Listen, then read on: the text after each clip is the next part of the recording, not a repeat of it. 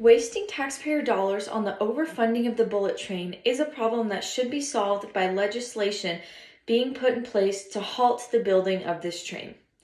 Think about your hard-earned money that you worked tirelessly for, and it being snatched away from you for a project that is at a standstill.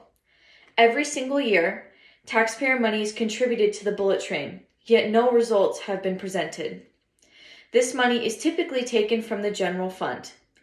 The time frame for the bullet train was also supposed to be completed years ago, during Governor Jerry Brown's terms. But the date continues to be pushed back for a multitude of ridiculous reasons. These facts tend to frustrate the majority of the public, making the bullet train seem like less of a reality and more of a faraway dream.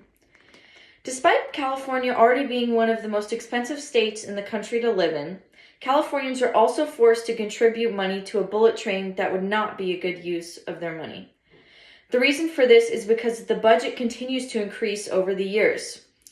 According to Once Low-Cost Bullet Train, written by Ralph Vanderbaden in 2021, that I read off the governing website, the bullet train was estimated to cost $33 billion in the beginning, but soon amassed to $100 billion within the span of a couple years. This is a significant jump in funds, and it almost seems unrealistic.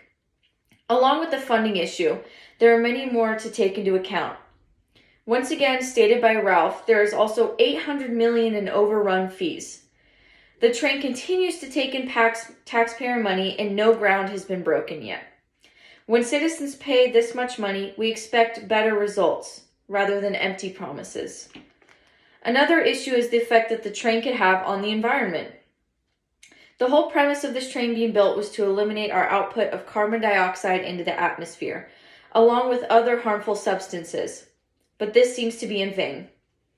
According to the article, California Overstates Bullet Train's Climate Benefits, written by Mark Joff in 2019 on the Reason Foundation website, it states that the bullet train, if ever completed, will produce little to almost no reduction in greenhouse gas emissions.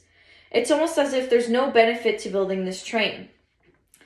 Along with the greenhouse gas emission problem, wildlife could also suffer in the process of building. As stated by Ralph Vanderbaden in his article titled Environmental Objects in Path of Bullet Train on Los Angeles Times website, 11 endangered species would be affected, including this fox right here. This is an issue I think most people could agree is terrible. No endangered species should be put at risk even more than they already are.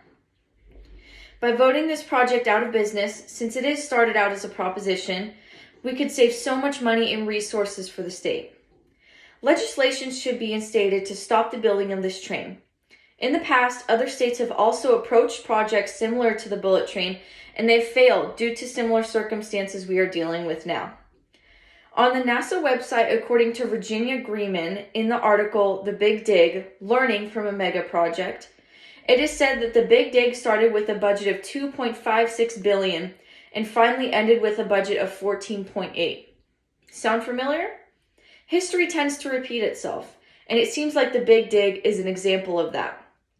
Legislators in high places tried to stop the building of this useless project. According to the article 30 years ago this week, written by Jeff Davis in 2017, on the Center of Transportation website, Ronald Reagan vetoed this bill to begin the Big Dig. Unfortunately, Congress overran the veto, but nonetheless, legislators were taking action to stop the project, just like we should. Following this overran veto, lawsuits and poor management ensued at the work site for the Big Dig. On NPR's official website, the article's State Contractors Settle Over Suit, written by Tovia Smith, informs that federal authorities sued the people in charge of the Big Dig because of damage. The bullet train is also facing lawsuits. According to Smith, a family received $6 million because they were sued. It is up to the citizens of California to vote for the bullet train out of construction so we don't face the same lawsuits as the Big Dig. It can be done. If Reagan can even try his hand at it, so can we. Eliminating this project would allow citizens to know their money is going to useful programs. As I previously stated, citizens pay a large amount of money to live in California. so it is only fair they get to choose what their money is going towards. This way, people will be fully invested in the projects their money is funneled into. Unlike this train right here, which is only a little bit long and it almost seems like it's never going to be built. I encourage you to make sure that the bullet train does not receive any more funding.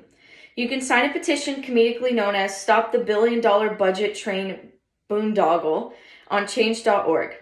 Another resource is contacting our current governor, Gavin Newsom, at 916-445-2841 and express how important this issue is to you. Thank you.